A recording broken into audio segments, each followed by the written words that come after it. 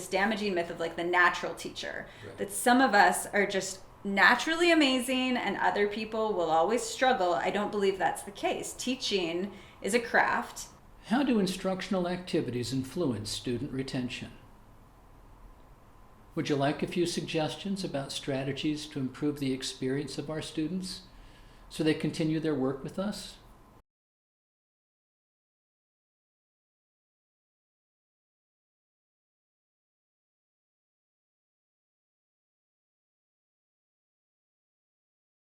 What can faculty do to improve student retention?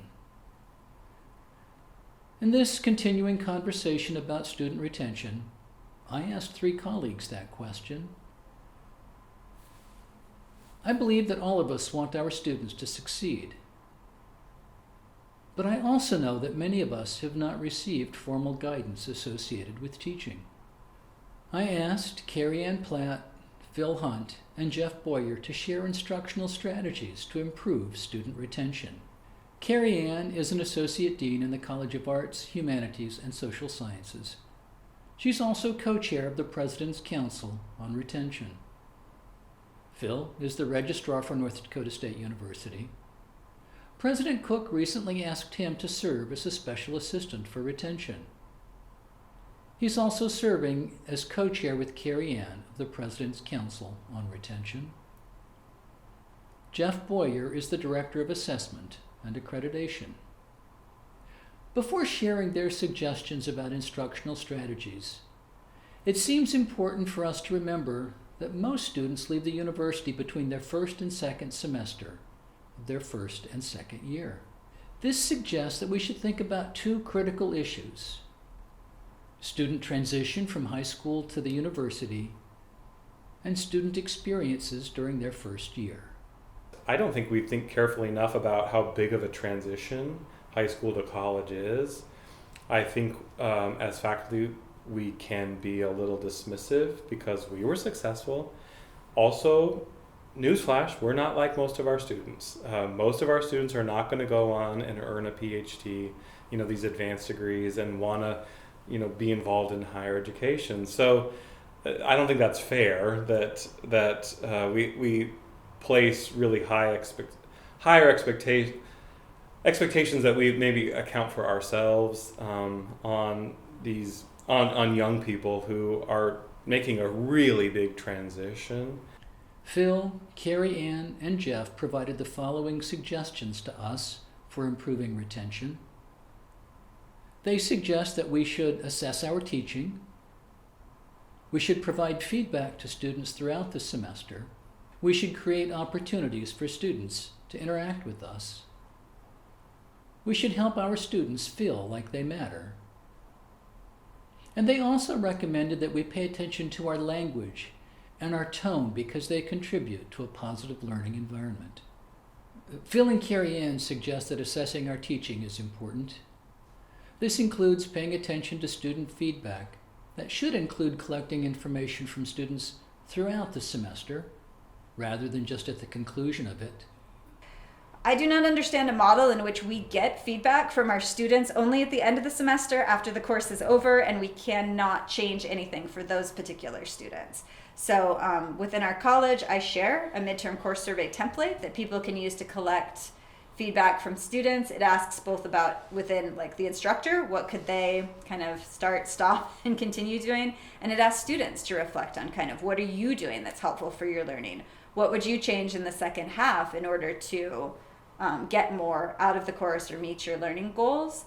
So having that opportunity to like hear from the students on a regular basis, not just at the end of the semester, is a strategy I recommend for all instructors. Grades are one indicator, right? Because that's kind of the outcome of the assessments that faculty use in the classroom. If there's a student that's not doing well, they're getting a D or an F on multiple assignments, then something's not clicking. The student's not absorbing the information like they should, right? So they're not making those connections. I go back to my playing days in college, and I was having a particularly hard time reading a certain play. My coach pulled me aside and he says, "Tell me what you're looking at." right? I.e., how are you analyzing this problem?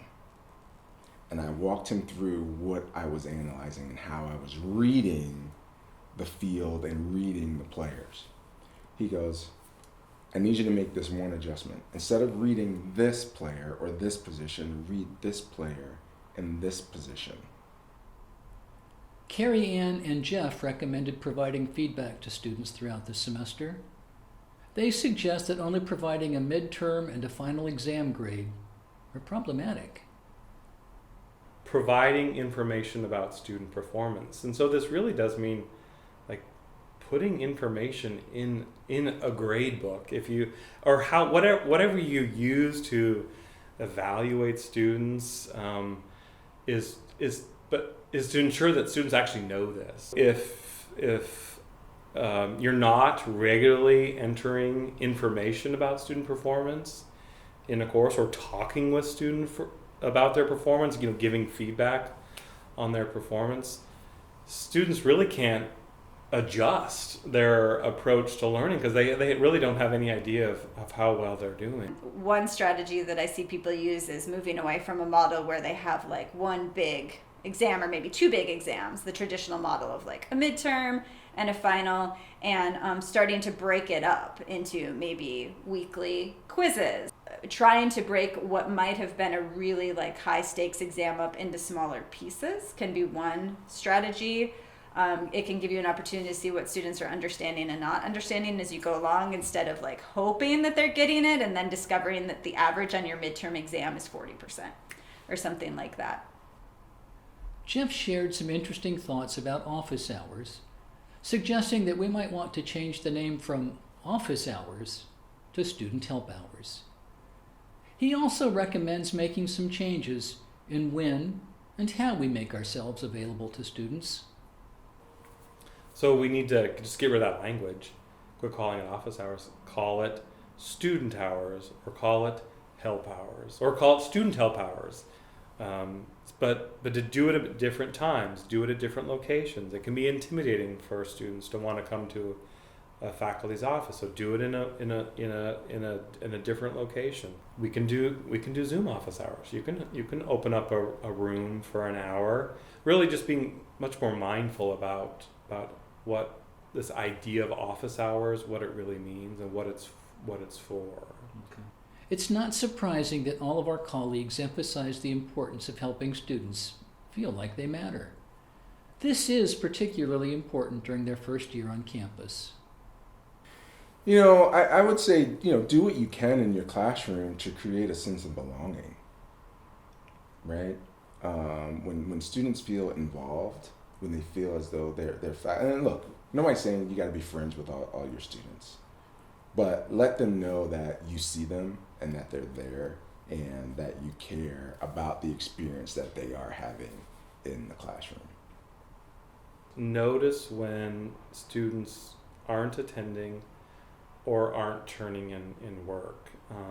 Notice changes in students, and then to act on that noticing. So when students aren't showing up for class, you notice that they were attending, and then all of a sudden they're not attending, is to reach out to that student, or to put in an alert in Navigate. I'm also a big fan of creating communication conduits with students. And so when I'm teaching from the very first day, I'm collecting information from my students. So I have like a first week of course survey where I'm asking things like, what are you most excited about? What do you want to get out of this class? What do you think will be most challenging? And I always have a question at the very end that says, is there anything that you want to let me know that may impede your learning this semester or get in the way of and so sometimes that's caretaking responsibilities, that's mental health issues, that's course load, that's activities, that's students who are working almost full time in addition to taking classes. That helps me at the very beginning have a sense of what's represented in the room, and it also helps my students know that I care about that aspect. I tell them only, I know you're just meeting me. It's the first week of the semester. Just share what you feel comfortable sharing. But a student who does share something at the beginning, I found over the semesters and years is that they're more likely to come to me earlier in the term, not the very last week when things have already gone off the rails, to share like this has been happening the whole time, but I want to keep that communication conduit open with them. The final recommendation, which will contribute to a positive learning environment, is associated with language, or the tone we take with students. Language certainly matters. I mean, you can certainly come at this from an accusatory perspective, where it's like, why weren't you in class? Right. You know, I have this very strict policy around attendance in my class, and that becomes more of a compliance approach rather than an improvement and growth mindset. And so, I mean, this isn't just going to be happening in an email, right? It is about how do you talk to students about class expectations. So early in the semester, I would have been talking about, listen, I understand when you might have to miss class for a variety of reasons, and I understand that. And here's what you need to do in these situations. But your tone around that really does matter. And if you have a tone of care and concern, is like, I understand things happen, and I'll work with you to stay on track. I mean, that tone really does matter. These suggestions seem reasonable to me. We need to assess our teaching. We need to provide feedback to students throughout the semester. We should create opportunities for students to interact with us. We need to help students feel like they matter.